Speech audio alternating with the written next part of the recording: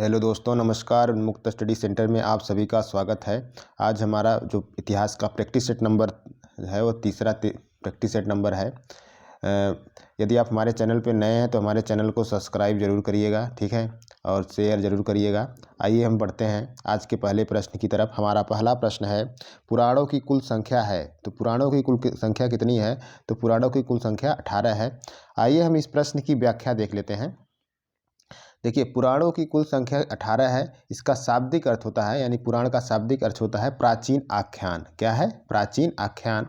और इसमें जो है राजाओं की वंशावलियों के बारे में और तत्कालीन समाज, धर्म, तीर्थ, भूगोल इत्यादि के बारे में जानकारी मिलती है। संभवतः 5वीं से 4वीं शताब्दी ईसा पूर्व तक पुराण अस्तित्व में आ चुके थे। इसके मुख्य रूप से 5 लक्षण बताए गए हैं। कितने? 5 लक्षण बताए गए हैं। पहला, सर्ग, प्रतिसर्ग, वंश, मनवंतर, वंशानुचरित, ठीक है। और 18 पुराणों में विष्णु, ब्रह्मा, भागवत, वायु, मत्स्य, मनवंतर, वंशानुचरित पुराण सर्वाधिक प्राचीन हैं। और विष्णु, मत्स्य, वायु और भागवत पुराण ऐतिहासिक महत्व के हैं। कौन कौन? विष्णु, मत्स्य, वायु, भागवत पुराण जो हैं ऐतिहासिक महत्व के हैं, क्योंकि इनमें राजाओं की वंशावलियाँ पाई जाती हैं।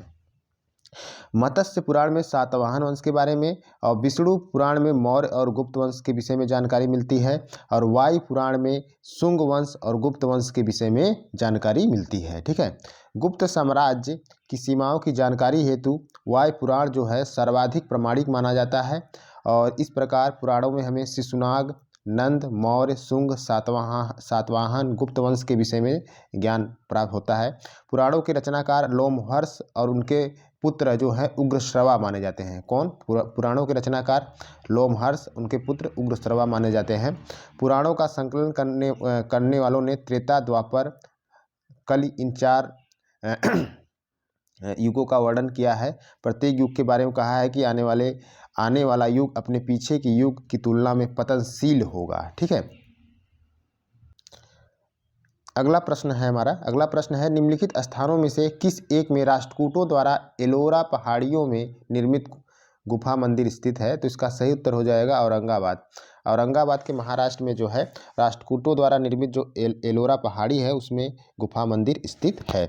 आइए हम इस प्रश्न की व्याख्या देख लेते हैं। राष्ट्रकूटों द्वारा एलोरा पहाड़ियों में निर्मित गुफा मंदिर महाराष्ट्र के औरंगाबाद जिले में स्थित है।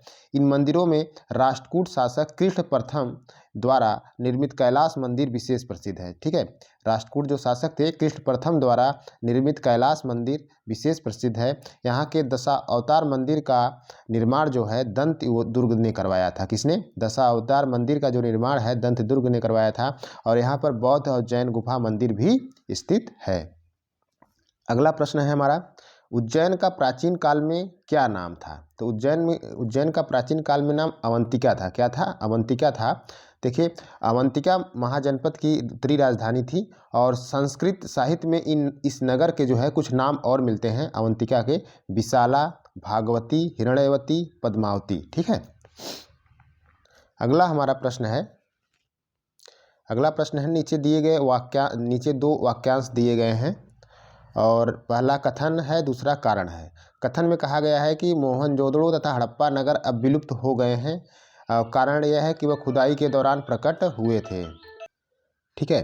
तो इसका सही उत्तर हो जाएगा ए और दो दोनों सही है। आर जो है सही स्पष्टीकरण है ए का, ठीक है।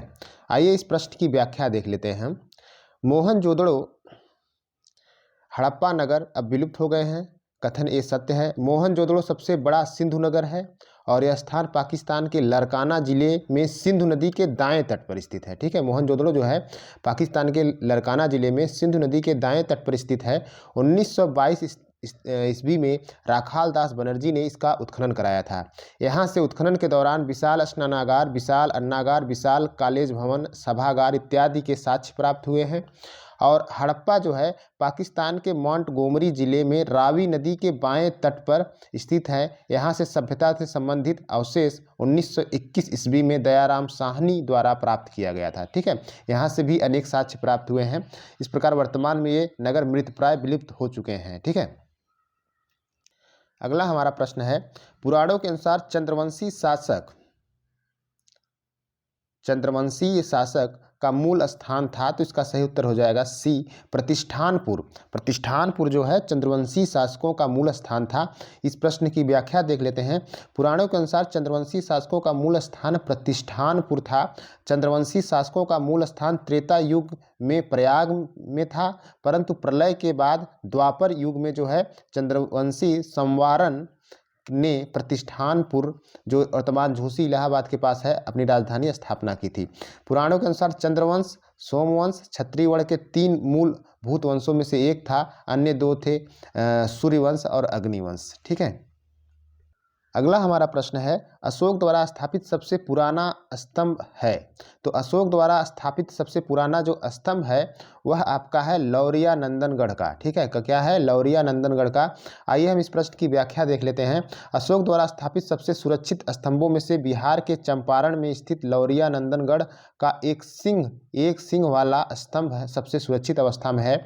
यहाँ से प्राप्त पाषाण स्तंभ आज तक प्राप्त पाषाण स्तंभों में सुंदरतम है। ठीक है। इसकी गोल जो है चौकी पर गर्दन उठाए सिंह अगले पैरों पर खड़ा हुआ है। आसन के चारों ओर किनारे पर हंस उत्कीर्ण है। यह हंस सजीव और सुंदर है। ठीक है, क्या उत्कीर्ण है? हंस उत्कीर्ण है।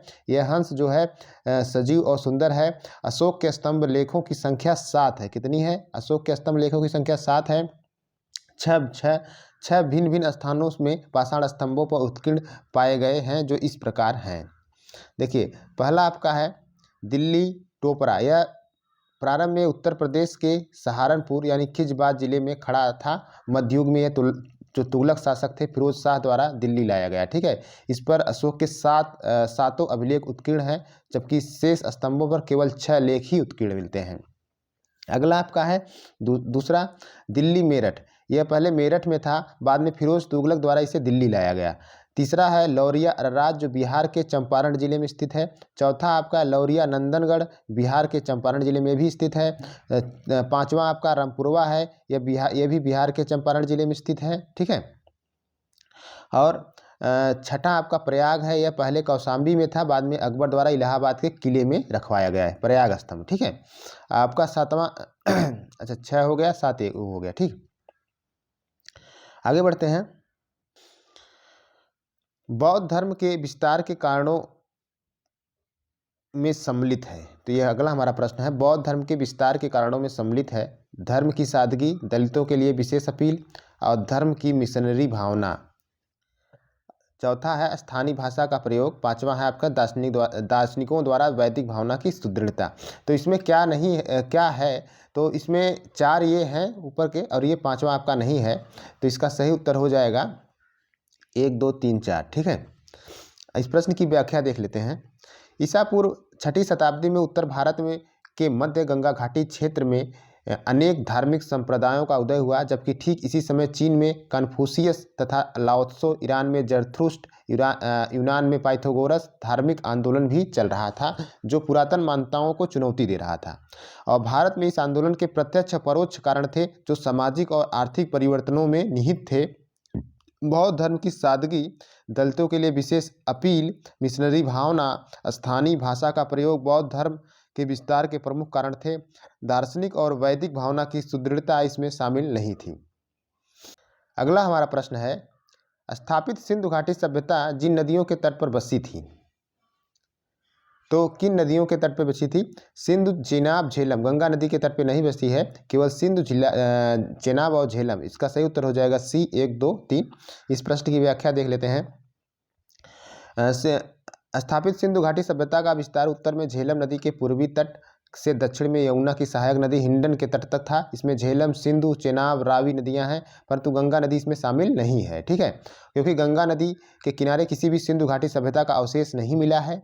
झेलम के तट पर भी सिंधु घाटी सभ्यता संबंधी कोई विशिष्ट उत्खनन स्थल नहीं है।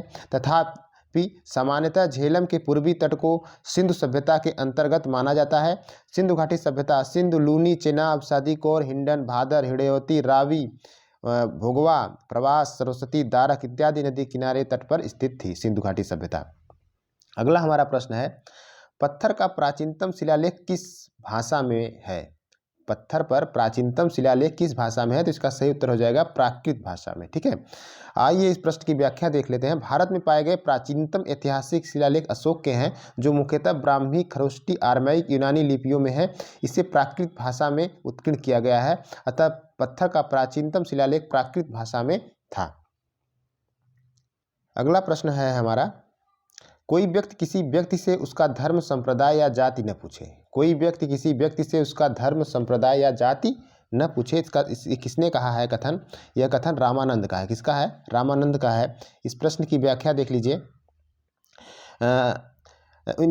रामानंद के शिष्यों में सभी जाति और संप्रदाय के लोग शामिल थे। रामानंद को भक्ति आंदोलन को उत्तर भारत में लाने का श्रेय प्राप्त है।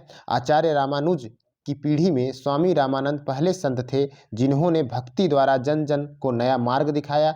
इन्होंने एकेश्वरवाद पर जोर दिया, जाति संबंधी भेदभाव की निंदा की और भक्ति द्वार जो है सबके लिए खोला। इनके जो 12 शिष्य थे, 12 शिष्यों में निम्न जाति के थे: रैदास जो चमार थे, कबीर जुलाहा थे, सेन नाई था, धन्ना जो था जाट था। ठीक है, अगला हमारा प्रश्न है, संगीत यंत्र तबला का प्रचलन किया था? तो इसका सही उत्तर हो जाएगा अमीर खुसरो। अमीर खुसरो जो था तबला का प्रचलन किया था। इस प्रश्न की हम व्याख्या देख लेते हैं। संगीत यंत्र तबला का प्रचलन 13वीं शताब्दी में अमीर खुसरो ने किया था। अमीर खुसरो मध्यकालीन भारत के महान कवि थे। ये बलबन के काल में शाही सेवा में आ गए थे। इन्होंने गयासुद्दीन तुगलक तक 7 सुल्तानों का शासनकाल देखा। संगीत के क्षेत्र में खुसरो ने आवाज़ ए खुशबवी नामक ग्रंथ लिखा, अनेक नवीन रागों का आविष्कार किया। वे हिंदवी भाषा में लिखने वाले प्रथम कवि थे। अलाउद्दीन ने उसे भारत का सुख की उपाधि प्रदान की। क्या प्रदान की? सुख की उपाधि प्रदान की। इनकी ऐतिहासिक महत्व की रचना किरानु साद्दैन नु सिपीहर खजाइनुल फतूह, ठीक है, तारीख अलाई से भी कहते हैं, तथा तुगलकनामा, और उन्होंने 5 दीवान 5 खमसों की भी रचना किया था। अगला हमारा प्रश्न है, निम्नलिखित मुगल बादशाहों में से किस एक को 2 बार सिंहासनारोहण हुआ? तो इसका सही उत्तर हो जाएगा औरंगजेब। औरंगजेब का जो है 2 बार सिंहासन पर बैठा था। पहली बार जो है 31 जुलाई 1658 ईस्वी को आगरा दुर्ग को विजित कर अपने पिता शाहजहां को बंदी बनाने के बाद औरंगजेब का राज्याभिषेक हुआ था। ठीक है, पहली बार 31 जुलाई 1658 को आगरा दुर्ग को विजित करने पर अपने पिता शाहजहां को बंदी बनाने के बाद उसका राज्याभिषेक हुआ था। दूसरी बार 15 मई 1659 को, कब? 15 मई 1659 को खजुआ और देवरई के युद्धों में विजय प्राप्त करने के बाद उसका विधिवत सिंहासनारोहण हुआ। अगला प्रश्न है निम्नलिखित शासकों में से किस एक के समय में उपनिषदों का फारसी में रूपांतरण किया गया? तो इसका सही उत्तर हो जाएगा शाहजहां के समय। शाहजहां के समय में जो है उपनिषदों का जो है फारसी में रूपांतरण किया गया। इस प्रश्न की व्याख्या देख लेते हैं। मुगल शासक शाहजहां के समय उसके विद्वान पुत्र दारा शिकोह ने स्वयं जो है काशी के कुछ संस्कृत विद्वानों की सहायता से 52 उपनिषदों का सिर अकबर के नाम से फारसी में अनुवाद करवाया था। देखिए कुछ ये सूची 1 है, सूची 1 को जो है सूची 2 को मिलाना है। इसमें सूची 1 में घटना है और वर्ष है। देखिए असहयोग आंदोलन कब हुआ था? ये 1920 में हुआ था। सविनय अवज्ञा आंदोलन 1930 में हुआ था। कांग्रेस मंत्रिमंडल का गठन 1937 में हुआ था। और भारत छोड़ो आंदोलन कब हुआ था? 1942 में हुआ था। तो इसका सही उत्तर हो जाएगा बी। ठीक है, आइए इस प्रश्न की व्याख्या देख लेते हैं। असहयोग आंदोलन का कार्यकाल 1920 से 22 तक था। रॉलेट एक्ट, जलियांवाला बाग हत्याकांड और खिलाफत आंदोलन ने असहयोग आंदोलन की पृष्ठभूमि तैयार की थी। सितंबर 1920 में लाला लाजपत राय की अध्यक्षता में हुए कांग्रेस के कलकत्ता के विशेष अधिवेशन में गांधी जी ने असहयोग प्रस्ताव रखा था। कुछ विरोध के बावजूद पारित कर दिया गया। 5 फरवरी 1922 को चौरी चौरा घटना के बाद गांधी जी ने 12 फरवरी 1922 को असहयोग आंदोलन को समाप्त घोषित कर दिया। ठीक है, जो द्वितीय घटना थी सविनय अवज्ञा आंदोलन, इसकी शुरुआत जो है गांधी जी ने 28 दिसंबर 1931 को कांग्रेस की कार्यकारिणी की बैठक में की थी। कांग्रेस ने आधिकारिक तौर पर मई 1933 में आंदोलन को निलंबित कर दिया और कांग्रेस की कार्यकारिणी की पटना बैठक के बाद 1934 में जो है आंदोलन को समाप्त घोषित कर दिया गया। और क्या होता है कि फरवरी 1937 में हुए चुनाव में कांग्रेस ने भाग लिया था। उसमें कुल 1161 सीटों में से 776 सीटों पर विजय प्राप्त हुई थी। 11 प्रांतों में 5 प्रांतों में मद्रास, बिहार, उड़ीसा, मध्य प्रांत, संयुक्त प्रांत, क्या मद्रास, बिहार, उड़ीसा, मध्य प्रांत और संयुक्त प्रांत में स्पष्ट बहुमत मिला था, जबकि बम्बई में लगभग पूर्ण बहुमत मिला था। कांग्रेस ने जुलाई 1937 में मद्रास, बम्बई, मध्य प्रांत, उड़ीसा, बिहार, संयुक्त प्रांत में अपनी सरकार का गठन किया था। कुछ दिनों बाद पश्चिमोत्तर प्रांत और असम में भी कांग्रेस की सरकार बनी। भारत छोड़ो आंदोलन, इसे अगस्त क्रांति के नाम जाना जाता है। यह जो है भारत छोड़ो आंदोलन के प्रस्ताव को कांग्रेस ने 8 अगस्त 1942 ईस्वी को स्वीकार किया। वर्धा में 1942 ईस्वी में कांग्रेस ने अंग्रेजों भारत छोड़ो का प्रस्ताव पारित किया और 7 अगस्त 1942 को कांग्रेस की बैठक बम्बई के ऐतिहासिक ग्वालिया टैंक में हुई। इस आंदोलन की शुरुआत 9 अगस्त 1942 को हुई। इसी आंदोलन में गांधी जी ने कहा करो या मरो का नारा दिया था। अगला हमारा प्रश्न है, निम्नलिखित नेताओं में कौन एक स्वदेशी के समर्थक थे? तो इसका सही उत्तर हो जाएगा अरविंदो घोष। अरविंदो घोष जो थे स्वदेशी के समर्थक थे। आइए हम इस प्रश्न की व्याख्या देख लेते हैं। बंगाल विभाजन के विरोध में स्वदेशी आंदोलन 1905 से 1908 ईस्वी के बीच चलाया गया। स्वदेशी आंदोलन और बहिष्कार आंदोलन को फैलाने का काम उग्रवादी नेता बाल गंगाधर तिलक महाराष्ट्र, लाला लाजपत राय पंजाब, अरविंद घोष, बिपिन चंद्रपाल बंगाल इत्यादि नेताओं ने किया। इन्होंने बहिष्कार आंदोलन में सिर्फ विदेशी कपड़ों का ही बहिष्कार नहीं किया, बल्कि स्कूलों, अदालतों, उपाधियों, सरकारी नौकरियों के बहिष्कार का भी नारा दिया। सैयद हैदर राजा ने जो है दिल्ली में और चिदम्बरम पिल्ले ने मद्रास प्रेसिडेंसी में इस आंदोलन का नेतृत्व किया। अश्विनी कुमार दत्त ने स्वदेशी बांधव समिति, याद रखिएगा, अश्विनी कुमार दत्त ने स्वदेश बांधव समिति की स्थापना की थी। इस आंदोलन की सबसे बड़ी विशेषता थी आत्मनिर्भरता को बढ़ावा देना। देखिए हमारा अगला प्रश्न है, सूची 1 को सूची 2 से मिलाना है। इसमें एक तरफ अधिनियम है और किस पे आधारित है उस पर बताना है हमको, ठीक है। देखिए इंडियन काउंसिल एक्ट 1919 जो है आपका, इसको मार्ले मिंटो सुधार भी कहा जाता है। और भारत सरकार अधिनियम 1919 समिति की 19 जो था वह आपका मॉन्टेग्यू चेम्सफोर्ड सुधार इसे कहा जाता है, ठीक है। और भारत सरकार अधिनियम 1935 क्या था, इसको आपको साइमन कमीशन रिपोर्ट संयुक्त प्रवर समिति की सिफारिशें थी। इसका सी का 2 हो जाएगा। और स्वाधीनता अधिनियम 1947 क्या था, 19 माउंटबेटन प्लान इस पर आधारित था, ठीक है। तो इसका सही उत्तर हो जाएगा बी।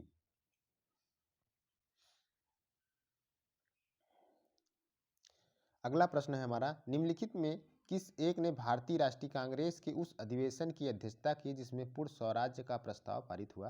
तो इसका अध्यक्षता जवाहरलाल नेहरू, इसका सही उत्तर हो जाएगा। भारतीय राष्ट्रीय कांग्रेस दिसंबर 1929 में लाहौर में अधिवेशन हुआ। इस अधिवेशन में पूर्ण स्वराज्य का प्रस्ताव पारित हुआ। इस अधिवेशन की अध्यक्षता पंडित जवाहरलाल नेहरू ने किया था। अगला प्रश्न है हमारा, किस निम्न आंदोलनों में से किस एक के साथ अरोड़ा आसफ अली का संबंध भूमिगत कार्यकलापों के महिला संगठनकर्ता के रूप में था? तो इसका सही उत्तर हो जाएगा भारत छोड़ो आंदोलन, ठीक है। तो अरोड़ा आसफ अली 1942 में भारत छोड़ो आंदोलन के दौरान भूमिगत कार्यकलापों की महिला संगठनकर्ता के रूप में कार्य किया। उनका मूल नाम था अरुणा गांगुली। क्या नाम था? अरुणा गांगुली था। सविनय अवज्ञा आंदोलन के दौरान 1930 ईस्वी में पहली बार वे जेल गई थी। उन्हें 1932 ईस्वी और 1941 ईस्वी में भी गिरफ्तार किया गया था। उन्हें प्रमुख क्रांतिकारियों में गिना गया जाता था। 1942 ईस्वी में बम्बई के ग्वालिया टैंक मैदान में पुलिस को चुनौती देकर झंडा फहराने के बाद भूमिगत हो गई। 1947 में ईस्वी में भूमिगत जीवन से बाहर आने के पश्चात वे 1947 ईस्वी में दिल्ली प्रदेश कांग्रेस कमेटी की अध्यक्ष चुनी गई। 1950 ईस्वी में उन्होंने लेफ्ट स्पेशलिस्ट पार्टी का गठन किया और मजदूर आंदोलन से सक्रिय रही। 1958 ईस्वी में वे दिल्ली की प्रथम मेयर बनी। उन्हें लेनिन शांति पुरस्कार से भी सम्मानित किया गया। अगला हमारा प्रश्न है, स्वाधीनता संघर्ष से संबंधित नीचे 4 घटनाएं वर्णित हैं। घटनाओं को नीचे दिए गए कूट का सही प्रयोग करते हैं, उनके कालानुक्रम का सही चयन करिए। तो इनका जो कालानुक्रम होगा, पहले गांधी इरविन समझौता, फिर भगत सिंह को फांसी, फिर भारतीय राष्ट्रीय कांग्रेस का कराची अधिवेशन, फिर उसके बाद द्वितीय गोलमेज सम्मेलन, ठीक है। इसका सही उत्तर हो जाएगा सी। इसकी प्रश्न की हम व्याख्या देख लेते हैं। देखिए द्वितीय गोलमेज सम्मेलन कब हुआ था? 7 सितंबर 1931 से 1 दिसंबर 1931 तक। भारतीय राष्ट्रीय कांग्रेस का कराची अधिवेशन 26 मार्च 1931 से 29 मार्च 1931 तक। और भगत सिंह को फांसी जो हुई थी 23 मार्च 1931 को हुई थी। और गांधी इरविन समझौता जो हुआ था 5 मार्च 1931 को हुआ था। अगला हमारा प्रश्न है कि सुभाष चंद्र बोस को देश नायक की उपाधि किसने दिया था? तो रविंद्रनाथ टैगोर ने दिया था। ठीक है, रविंद्रनाथ टैगोर ने इन्हें देश नायक की उपाधि दिया था। और महात्मा गांधी ने इन्हें देशभक्तों का देशभक्त कहा था। ठीक है, अगला प्रश्न है हमारा, निम्नलिखित में से किस एक ने 1916 में लखनऊ में आयोजित भारतीय राष्ट्रीय कांग्रेस के अधिवेशन की अध्यक्षता की थी? तो इसका सही उत्तर हो जाएगा डी, AC मजूमदार ने। AC मजूमदार ने भारतीय राष्ट्रीय कांग्रेस लखनऊ में आयोजित थी, इसकी अध्यक्षता किया था। आइए इस प्रश्न की व्याख्या देख लेते हैं हम। भारतीय राष्ट्रीय कांग्रेस 1916 में लखनऊ में आयोजित वार्षिक अधिवेशन की अध्यक्षता AC मजूमदार ने किया था। इस अधिवेशन में कांग्रेस और मुस्लिम लीग कांग्रेस के गरम और नरम दल में एकता स्थापित हुई। और सूरत अधिवेशन 1907 ईस्वी में कांग्रेस में हुआ विभाजन 1916 तक बना रहा। और पुनः 1916 में गरम दल और नरम दल कांग्रेस के मंच पर एक साथ लाने का प्रयास बाल गंगाधर तिलक, एनी बेसेंट ने किया था। इनका प्रयास सफल रहा। 1916 ईस्वी में लखनऊ कांग्रेस में ही मुस्लिम लीग के नेता मोहम्मद अली जिन्ना और कांग्रेस के मध्य एक समझौता हुआ, जिसके अंतर्गत कांग्रेस और मुस्लिम लीग ने मिलकर एक संयुक्त समिति की स्थापना की। और समझौते के तहत कांग्रेस ने मुस्लिम लीग की सांप्रदायिक प्रतिनिधि की मांग को स्वीकार कर लिया गया, जिसका परिणाम कालांतर में भयानक रहा। इस समझौते को लखनऊ पैक्ट के नाम से भी जाना जाता है। तो दोस्तों, ये आज का हमारा प्रैक्टिस सेट था। कैसा लगा आप कमेंट करके जरूर बताइएगा और चैनल को शेयर और सब्सक्राइब करना मत भूलिएगा। Thank you.